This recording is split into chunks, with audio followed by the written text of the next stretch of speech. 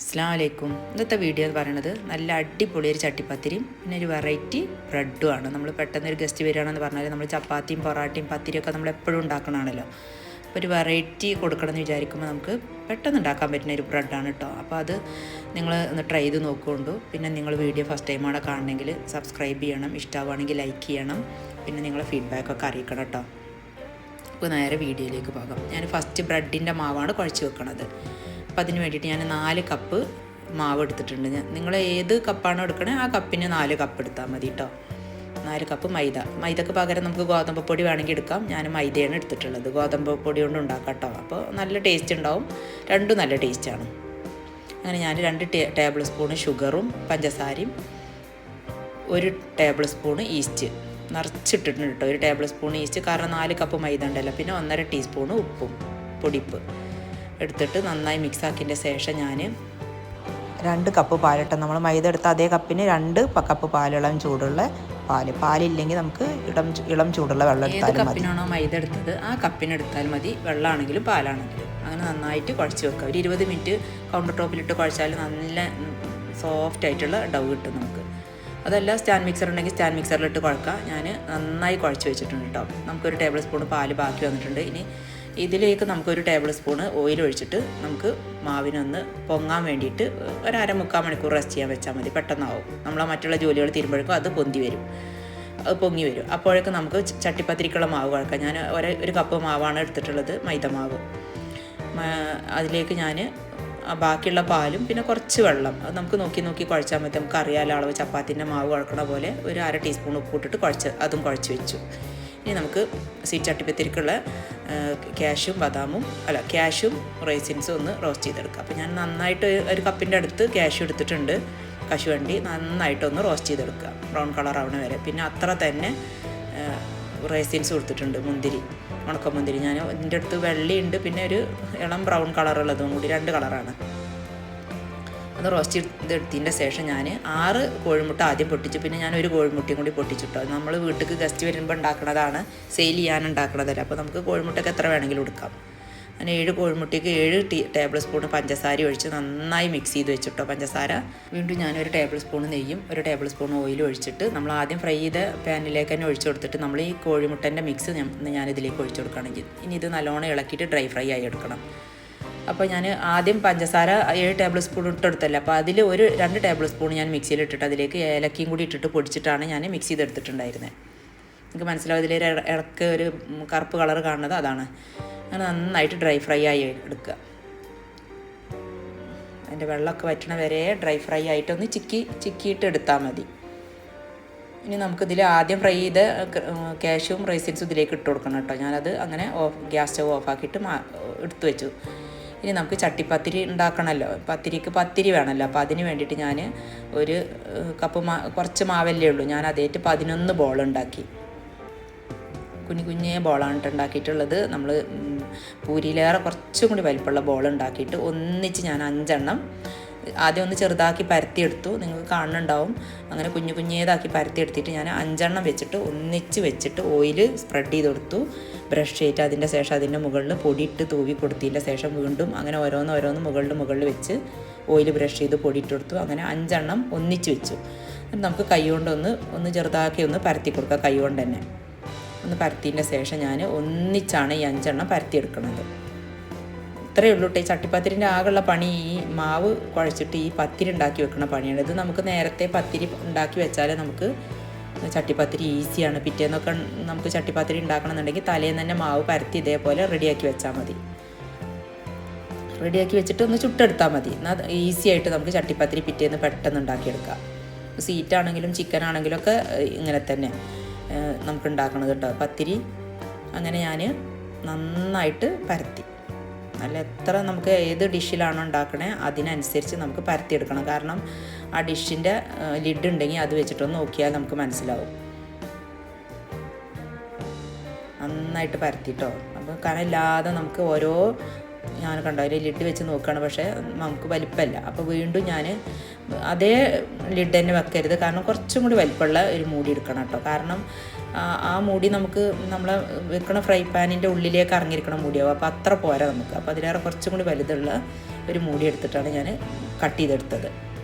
അങ്ങനെ ഞാൻ നല്ലോണം ചൂടായ ചട്ടിയിലേക്ക് ഇട്ട് കൊടുക്കുന്നുണ്ട്. അങ്ങനെ രണ്ടും ഞാൻ പരത്തിയെടുത്തു കേട്ടോ. ഒന്ന് 6 ഒന്ന് 5 വെച്ചിട്ടാണ് പരത്തിയെടുത്തത്.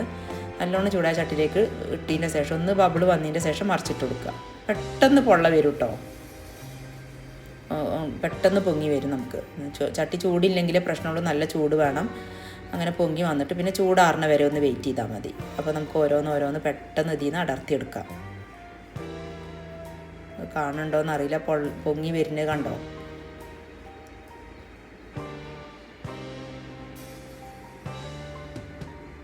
പിന്നെ ഗ്യാസിൻ്റെ ചൂട് കുറച്ച് കുറവാണ്. നല്ല ചൂടുള്ള ഗ്യാസ് സ്റ്റവ് ആണെങ്കിൽ പെട്ടെന്ന് റെഡിയായി കിട്ടും. 2 മറിച്ചിടയിൽ തന്നെ മറിച്ചിട്ടാൽ മതി. അതിനൊന്ന് ചൂടാറിന് വരെ വെയിറ്റ് ചെയ്തിട്ട് നമുക്ക് ഓരോന്ന് പെട്ടെന്ന് അടർത്തി എടുക്കട്ടോ. ഒന്നും ഇങ്ങോട്ട് കിട്ടിയാൽ പിന്നെ ഓരോന്നും പെട്ടെന്ന് എടുത്തെടുക്കാം. എന്താ പറയുക, നെയ്സ് ചപ്പാത്തിയാണ് കേട്ടോ. നെയ്സ് പത്തിരി എന്നൊക്കെ തന്നെ പറയാം. നെയ്സായിട്ടുള്ള കണ്ടോ, അങ്ങനെ നൈസായിട്ട് നമുക്ക് ഒറ്റൊന്ന് പരത്തിയാൽ കിട്ടൂലല്ലോ. അങ്ങനെ ഞാൻ ഓരോന്നും അടർത്തിയെടുത്തു. ഇനി നമുക്ക് ഏതിലാണോ നമ്മൾ ഉണ്ടാക്കുന്നത് ആ ഫ്രൈ പാനൊന്ന് ഓയിൽ ബ്രഷ് ചെയ്ത് കൊടുക്കാം. ഞാൻ 2 ചപ്പാത്തി മാവ് അതേപോലെ ചുട്ടെടുത്തിട്ട് ആണ് പിന്നെ ഓരോന്ന് എടുത്തതിൻ്റെ ശേഷമാണ് ഞാൻ ഫ്രൈ പാനിൽ ഓയിൽ ബ്രഷ് ചെയ്യുന്നത്. ഇനി നമുക്ക് വീണ്ടും ഇതിലേക്ക് കോഴിമുട്ട വേണം. ആദ്യം 7 ഞാൻ എടുത്തത്. 7 വേണമെന്നില്ല, 6 മതി. ഇത് 6 കേട്ടോ. 6 കോഴിമുട്ടയും അതിലേക്ക് 1 കപ്പ് പാലും. ഞാൻ മൈദമാവ് എടുത്ത അതേ കപ്പിനാണ് പാലെടുക്കണം. അല്ലെങ്കിൽ നിങ്ങളുടെ അടുത്ത് എത്ര ഉള്ളതെന്ന് വെച്ചാൽ അത്ര പാലും എടുക്കുക. ഒരു കപ്പ് വേണം. പാലും ഇട്ടിട്ട് ഞാനിതിലേക്ക് ഒരു 4 ടേബിൾ സ്പൂൺ പഞ്ചസാരയാണ് ഇട്ട് കൊടുക്കുന്നത്. നിങ്ങൾക്ക് കൂടുതൽ മധുരം വേണമെങ്കിൽ കൂടുതൽ ഇട്ട് കൊടുക്കാം. ഞാൻ 4 ടേബിൾ സ്പൂൺ ഇട്ട് കൊടുത്തിട്ടുള്ളൂ. മധുരം വല്ലാണ്ട് ആർക്കും ഇവിടെ ഇഷ്ടമല്ല. പിന്നെ വരുന്ന ഗസ്റ്റുകൾക്കും വലിയ മധുരം ഇഷ്ടമല്ല കേട്ടോ.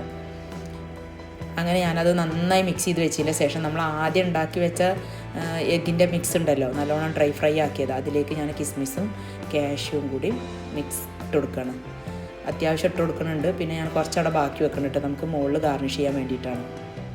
ഇനി നമുക്ക് നന്നായിട്ട് ഈ മൈദ കോഴിമുട്ടൻ്റെ മിക്സിൽ അത് മിക്സാക്കി കൊടുക്കാം കേട്ടോ. നമ്മളിട്ട് കാഷ്യൂം റൈസിൻസും. അതിൻ്റെ ശേഷം നമ്മൾ കോഴിമുട്ട കലക്കി വെച്ചിട്ടുണ്ടല്ലോ, അതിലേക്ക് നമ്മൾ ഈ എടുത്ത പത്തിരിനെ മുക്കിയിട്ട് ഞാൻ അടിയിൽ 2 വെച്ച് കൊടുക്കുന്നുണ്ട്. 2 പത്തിരി. കാരണം ഒന്ന് കരിഞ്ഞാൽ നമുക്ക് ഒന്ന് എടുത്തിട്ടാൽ മതി. അങ്ങനെ ഞാൻ ഈ കോഴിമുട്ടൻ്റെ മിക്സ് നന്നായിട്ട് ഇതിൽ ഇട്ട് കൊടുക്കുകയാണ് കേട്ടോ. കോഴിമുട്ടയും നമുക്ക് കാഷ്യൂം റൈസിൻസും കൂടിയുള്ള മിക്സ് ഉണ്ടല്ലോ, അത് ഇട്ട് കൊടുത്തിട്ട് ഞാൻ 2ാമത്തെ പത്തിരി ഇട്ട് കൊടുക്കുന്നുണ്ട്. അങ്ങനെ നമ്മൾ 10 പത്തിരി ഇതുപോലെ ചെയ്തെടുക്കുന്നുണ്ട് കേട്ടോ. എന്നിട്ട് ഏറ്റവും ടോപ്പിൽ പിന്നെ നമുക്ക് ഈ ഇടയിലൊക്കെ നമുക്ക് പൊട്ടിയതും പൊളിഞ്ഞതൊക്കെ ഉള്ള പത്തിരീനെ ഇട്ട് കൊടുക്കാം. അടിയിലും മുകളിലും നല്ല പത്തിരി വെച്ച് കൊടുക്കണം. കാരണം കവർ ചെയ്ത് നിൽക്കണമല്ലോ. അപ്പോൾ അതിന് നല്ല പത്തിരി വെച്ച് കൊടുത്തതിൻ്റെ ശേഷം നന്നായിട്ട് ഉള്ളിലേക്ക് കവർ ചെയ്ത് കൊടുക്കുക. ഒന്ന് പ്രസ് ചെയ്ത് കൊടുക്കണം. അപ്പോഴേ ഉള്ളൂ എന്താ പറയുക, അമർന്ന് കിട്ടുക. പിന്നെ ഇടയ്ക്കിടയ്ക്ക് നമ്മൾ കോഴിമുട്ടൻ്റെ മിക്സ് ഒഴിച്ചു കൊടുക്കും വേണം കേട്ടോ അതിൻ്റെ അടിയിൽ. അപ്പോഴേ അത് ഫില്ലായി വരുള്ളൂ.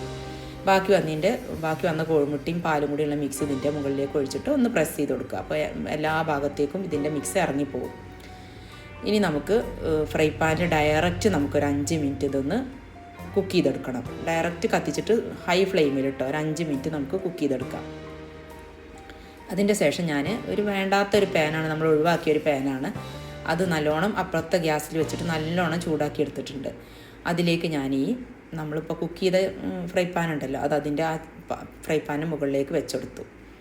ഇനി അതൊരു 20-25 മിനിറ്റ് അതവിടെ ഞാൻ സിമ്മ് സ്ലോ ആക്കിയാണ് വെച്ചിട്ടുള്ളത്. അതുവരെ അത് കുക്കായി നിൽക്കട്ടെ കേട്ടോ, 25 മിനിറ്റ് വരെ. അപ്പോഴേക്ക് നമുക്ക് റൊട്ടിക്കുള്ള മാവ് റെഡിയായി വന്നിട്ടുണ്ട്. അപ്പം ഞാൻ പറഞ്ഞല്ലോ, വേറെ എന്തെങ്കിലും ജോലി ഉണ്ടെങ്കിൽ നമുക്ക് പെട്ടെന്ന് കുഴച്ച് വെച്ചാൽ നമുക്ക് അടുത്ത ജോലികൾ ചെയ്യാം. ഇനി ഇതൊരു 11-12 റൊട്ടി ഞാൻ ഉണ്ടാക്കിയിട്ടുണ്ട്. കുറച്ച് വലിയ ബോളായിട്ട് എടുത്തിട്ടുണ്ട് കേട്ടോ. നമ്മൾ ഒരു പൊറാട്ടൻ്റെ ബോളൊക്കെ എടുക്കണം കണ്ടിട്ടില്ല, അത്രയും പോകുന്നൊരു ബോൾ എടുത്തിട്ട് കട്ടിയിൽ പരത്തിയെടുക്കുകയാണ്. കുറച്ച് കയ്യുമൊട്ടിട്ടുണ്ട്, പക്ഷേ അത്രയും വെള്ളം വേണ്ടിയിരുന്നില്ല. ഒന്നും കൂടി ഒന്ന് ടൈറ്റ് ആയിട്ടുണ്ടെങ്കിൽ ഒന്നുകൂടി നന്നായിരുന്നു. കുഴപ്പമൊന്നുമില്ല, അതിച്ചിട്ട് നല്ലോണം പൊങ്ങി വന്നിട്ടൊക്കെ ഉണ്ട്. ഞാൻ പറഞ്ഞല്ലോ, ഒരു പൊറാട്ടൻ്റെ അത്ര മാവുണ്ട്. അപ്പോഴേക്കും നമ്മൾക്കിത് ഒന്നും കൂടെ ആയി വന്നാൽ ഒരു 10 മിനിറ്റ് കഴിഞ്ഞാൽ നമുക്ക് നമ്മൾ എടുത്തു വെച്ച റെസിൻസും കാഷ്യും ഒക്കെ ഒന്ന് ഇതിലേക്ക് ഇട്ട് കൊടുക്കണം. കാരണം എല്ലാം കഴിഞ്ഞിട്ട് ഇട്ട് കൊടുത്താൽ ഇത് ഇതിലേക്ക് ഒട്ടി നിൽക്കില്ല. അപ്പോൾ അതൊന്ന് ഒട്ടി നിൽക്കാൻ വേണ്ടിയിട്ടാണ്. അങ്ങനെ ഒരു 10-25 മിനിറ്റ് കഴിഞ്ഞതിൻ്റെ ശേഷം ഞാൻ വേറെ ഒരു ഫ്രൈ പാന്, നല്ല ഫ്രൈ പാനാണ് കേട്ടോ, അതിലേക്ക് ഇതിൻ്റെ മുകൾ ഭാഗം വേവാൻ വേണ്ടിയിട്ട് ഒരു 5 മിനിറ്റ് നമ്മൾ വീണ്ടും ഗ്യാസ് സ്റ്റവിൽ ഡയറക്റ്റ് വെക്കുന്നുണ്ട്. മുകൾ ഭാഗം കുക്കാവാൻ വേണ്ടിയിട്ടാണ് കേട്ടോ. അപ്പോഴേക്ക് 25 മിനിറ്റ് ആയിട്ടുണ്ട്. 25-30 മിനിറ്റ് നമുക്ക് കണ്ടാൽ മനസ്സിലാവും അതിൻ്റെ വെള്ളത്തിൻ്റെ മയമൊക്കെ എഗ്ഗിൻ്റെ മയമൊക്കെ കഴിയുമ്പോഴാണ് വെള്ളം കുക്കായിട്ട് കിട്ടുക. നമ്മളിത് ഗ്യാസ് ഓഫാക്കി ഇതാണ് കേട്ടോ ചട്ടിപ്പത്തിരി. ഞാനിതിലേക്ക് ഇതിൻ്റെ മുകളിൽ കുറച്ച് വൈറ്റ് എള്ളും പിന്നെ എൻ്റെ അടുത്ത് കുറച്ച് നട്ട്സ് വേറെ ഒക്കെ ഉണ്ടായിരുന്നു, അതൊക്കെ ഇട്ട് കൊടുത്തിട്ടുണ്ട്. കാണാൻ തന്നെ നല്ല ഭംഗിയുണ്ട്, കഴിക്കാനും നല്ല ടേസ്റ്റാണ് കേട്ടോ. പിന്നെ ഞാൻ പറഞ്ഞല്ലോ നന്നായി കട്ടിയിൽ പരത്തിയെടുത്ത റൊട്ടിയാണിത്. നമുക്ക് നല്ല സോഫ്റ്റ് ആയിട്ടുള്ളൊരു ബ്രെഡാണ് കേട്ടോ, എല്ലാവർക്കും ഇഷ്ടപ്പെടും. ഞാനിതിലേക്ക് ഒരു 50 ഗ്രാം ബട്ടറും മല്ലിയിലയും കൂടി മിക്സാക്കി വെച്ചിട്ടുണ്ട്, മെൽറ്റാക്കിയിട്ട് മിക്സാക്കി വെച്ചിട്ടുണ്ട്. അതൊന്ന് ഇതിൻ്റെ മുകളിൽ നമുക്ക് സ്പ്രെഡാക്കി കൊടുക്കണം കുക്കായി വന്നതിൻ്റെ ശേഷം, ഈ റൊട്ടി കുക്കായി വന്നതിൻ്റെ ശേഷം. ഞാൻ ബ്രഷ് ആയിട്ടാണ് ഒന്ന് ബ്രഷ് ചെയ്ത് കൊടുക്കുന്നുണ്ട് നന്നായിട്ട്, ഈ ബട്ടറും മല്ലിയിലയും കൂടി. നമുക്കെന്താ പറയുക, ചിക്കൻ്റെ ബട്ടർ ചിക്കനോ ചില്ലി ചിക്കന് അങ്ങനെ നമുക്ക് എന്താ പറയുക, നമ്മൾ സാധാരണ ഉണ്ടാക്കുന്ന ഒരു കറി ഏതാണെങ്കിലും അതിലേക്കൊക്കെ ഈ റൊട്ടി നല്ല ടേസ്റ്റാണ് കേട്ടോ. നല്ല സോഫ്റ്റ് ആയിട്ടുള്ളൊരു റൊട്ടിയാണ്, നല്ല സോഫ്റ്റുള്ളൊരു ബ്രെഡാണ്. നിങ്ങളൊന്ന് ട്രൈ ചെയ്ത് നോക്കുമ്പോൾ പെട്ടെന്ന് ഉണ്ടാക്കിയെടുക്കാനും പറ്റും കേട്ടോ. അങ്ങനെ ഞാൻ ഓരോന്ന് കുക്ക് ചെയ്തെടുക്കുകയാണ്. നമ്മൾ ചപ്പാത്തി ചൂടുന്ന പോലെ തന്നെ ചട്ടിയിൽ നല്ലോണം, ചട്ടി നല്ല ചൂട് വേണം കേട്ടോ. നിങ്ങൾ ട്രൈ ചെയ്ത് നോക്കൊണ്ടു, എന്നിട്ട് നിങ്ങളെ ഫീഡ്ബാക്കൊക്കെ അറിയിക്കണം കേട്ടോ.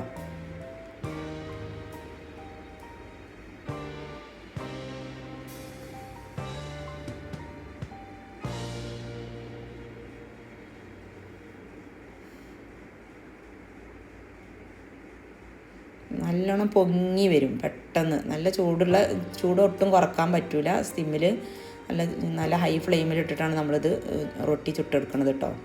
എല്ലാവർക്കും അറിയുണ്ടാവും ചപ്പാത്തിയൊക്കെ നല്ല ഫ്ലെയിമിലിട്ടെങ്കിലുള്ളൂ നന്നായി പൊങ്ങി വരിക.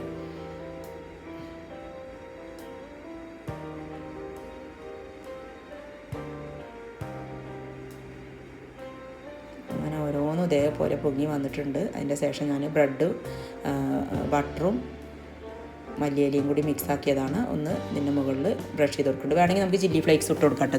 ഇതിൻ്റെ കൂട്ടത്തിൽ ഞാൻ ചില്ലി ഫ്ലേക്സ് ഇട്ടിട്ടില്ല, കാരണം കുട്ടികളൊക്കെ ഉണ്ട് നമുക്ക് ഗസ്റ്റിൽ, അപ്പോൾ പിന്നെ അവർക്കൊക്കെ ഇഷ്ടമാവുക അറിയില്ലല്ലോ എരിവ് കൂടിയാൽ. അപ്പോൾ അതാണ് ഞാൻ ചില്ലി ഫ്ലേക്സ് ഇട്ടിട്ടില്ല. ചില്ലി ഫ്ലേക്സ് വേണമെങ്കിൽ നമുക്ക് കുറച്ച് ഇട്ട് കൊടുക്കാം. ഞാൻ പറഞ്ഞില്ല ഒരു 11 അല്ലെങ്കിൽ ഒരു 12 എണ്ണം ഉണ്ടാവും. 11 എണ്ണമാണ് മിനിമം.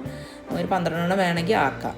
അത്രയും റൊട്ടി ഉണ്ട് കേട്ടോ. നമുക്കിത് ഒന്ന് തന്നെ കഴിച്ചാൽ നമുക്ക് വയറ് നിറയും. പിന്നെ ചട്ടിപ്പത്തിരി ഉണ്ടല്ലോ, പിന്നെ ഞാൻ ചിക്കൻ ഫ്രൈ ചെയ്തിട്ടുണ്ടായിരുന്നു, 1/2 കിലോ ചിക്കൻ ഫ്രൈ ചെയ്തിട്ടുണ്ടായിരുന്നു. നിങ്ങളൊന്ന് ട്രൈ ചെയ്ത് നോക്കൊണ്ടിട്ട് എല്ലാവരും.